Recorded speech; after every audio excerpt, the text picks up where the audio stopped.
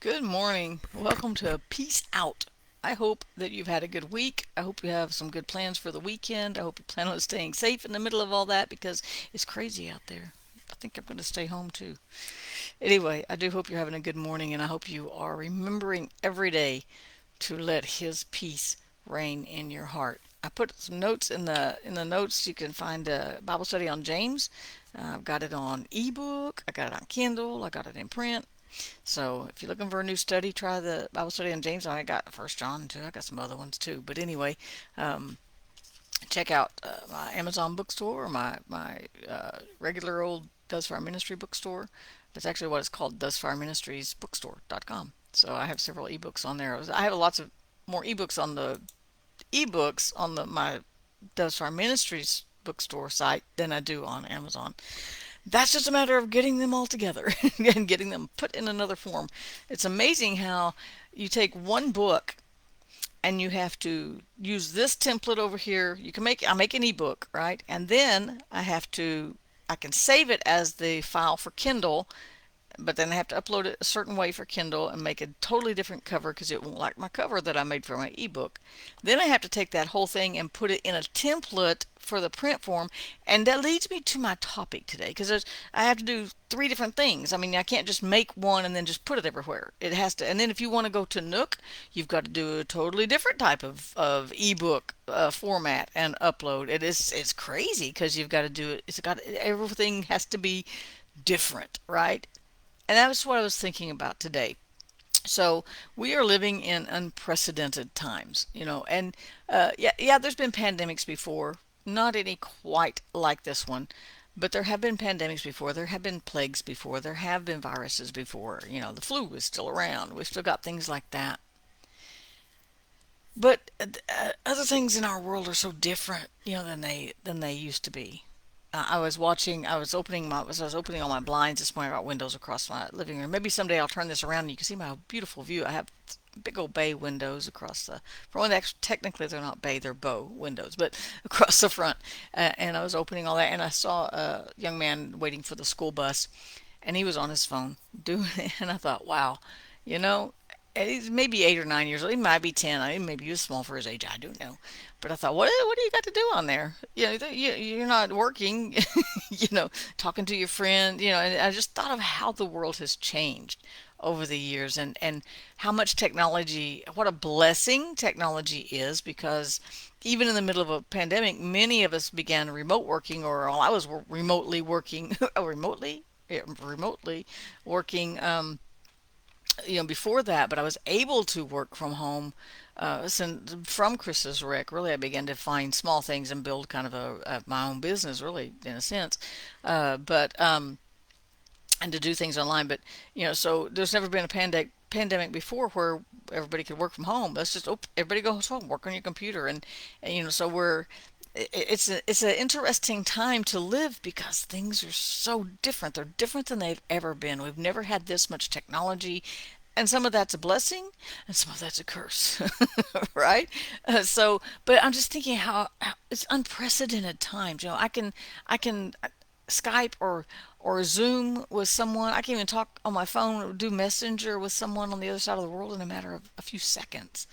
So there's no reason for us to be less unified than we've ever been as far as believers go, right? As far as even friends go and family goes. We can at least here, when I first moved to Chicago, and I didn't know anybody up there when I moved, and I just wanted to I just wanted to see somebody familiar, and I remember teaching my mom and dad how to Skype, and so I was able to Skype with them, and it was just so good to hear their voice and to see them, and so those things are so beneficial, but then at the same time it just chips away at our day, and it consumes so much of our time, and I'm amazed when I get my weekly report at how much time I've actually literally spent on my phone every day. 5 hours, what? How in the world do I even do that? That's not even possible, but I do so much on there too, that's work and things like that. I don't know how you spend an hour.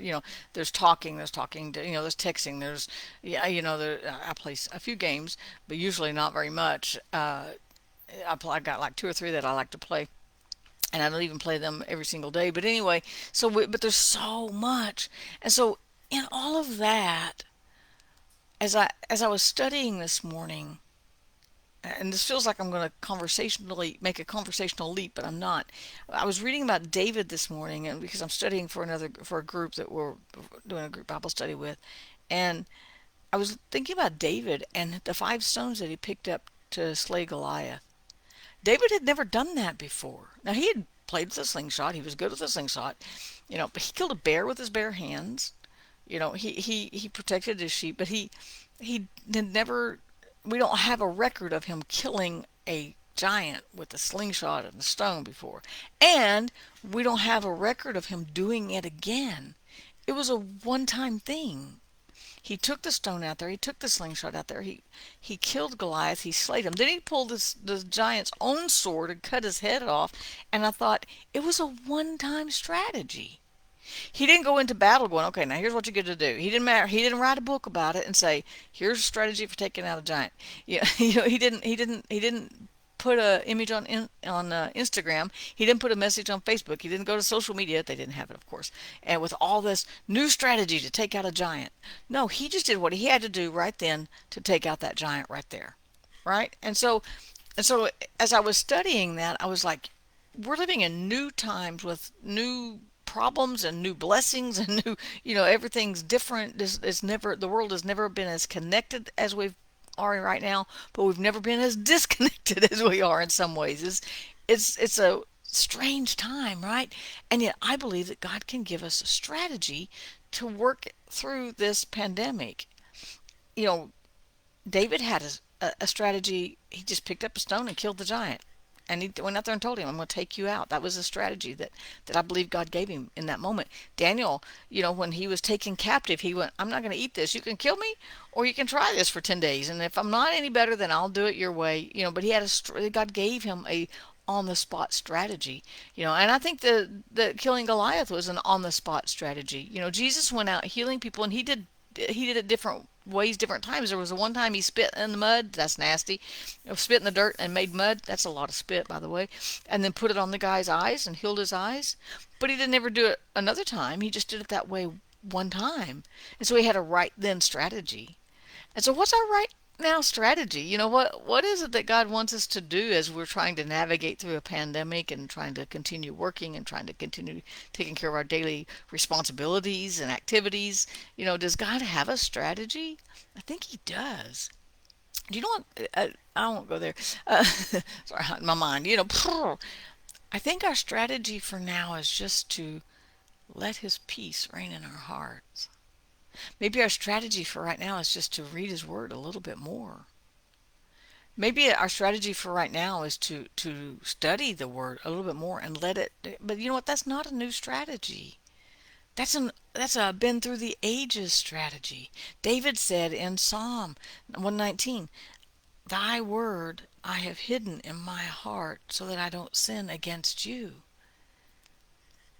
That's a strategy. Our strategy is to get close to God and be so close to him that he sees all those raw emotions, he sees those fears, he sees our true thoughts, he sees those apprehensions, he sees our anxieties, and loves us anyway, helps us anyway. So our strategy is just to get close to God, and that's not a new strategy at all. David was close to God. He had spent the time out with the sheep. He had spent time worshiping God. And see, I propose that he was a worshiper before he was a warrior. But he was a warrior because he was a worshiper. Because he was going, who is this uncircumcised Philistine to come and talk about my God like that? Right? He's like, who do you think you are, come to talk about the God of Israel like that? We're going to take you out today.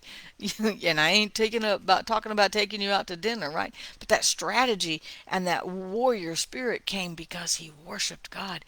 That's not a new strategy. Natalie Grant came out with a song right at the first of the pandemic that your presence is my greatest weapon.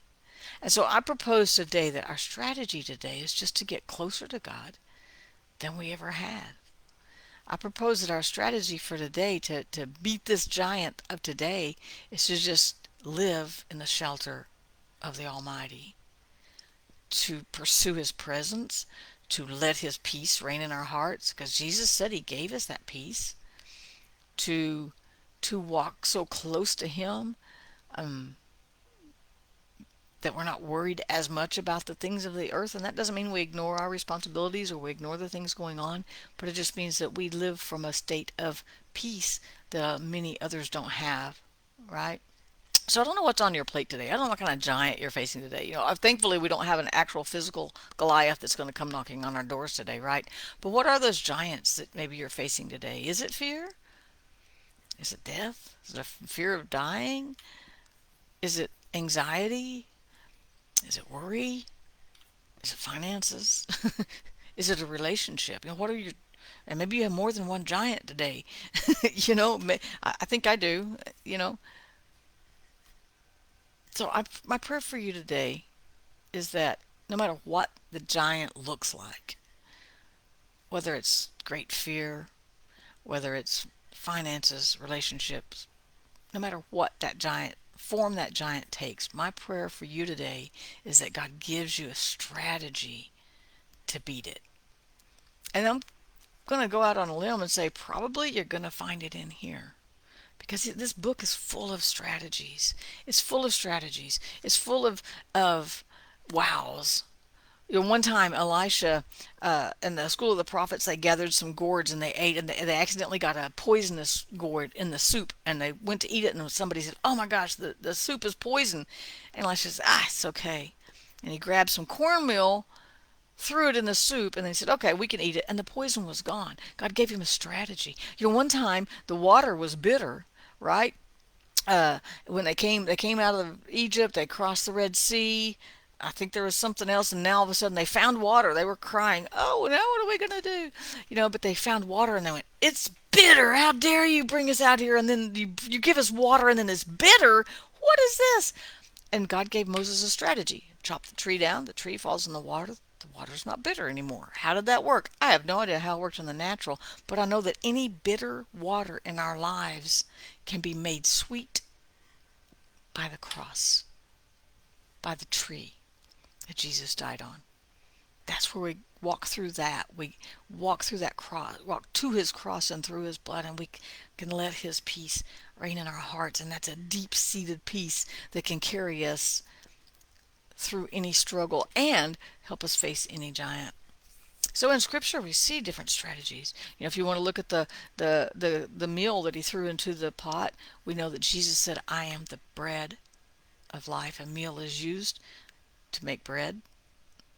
So these are all so many of the stories in the Old Testament are so representative and kind of like parables almost that they lived out, pointing us to the cross. If you don't know God today, I pray you want to know him. If you don't know him, I pray that you say, what, I really want to know this God that gives me strategies to live life. I want to know this God who helps me defeat the Goliath. And if you do know him, I hope your prayer today is, can I just know you a little bit more today, God? Can I get just a little bit closer to you today? I want to know you just a little bit more.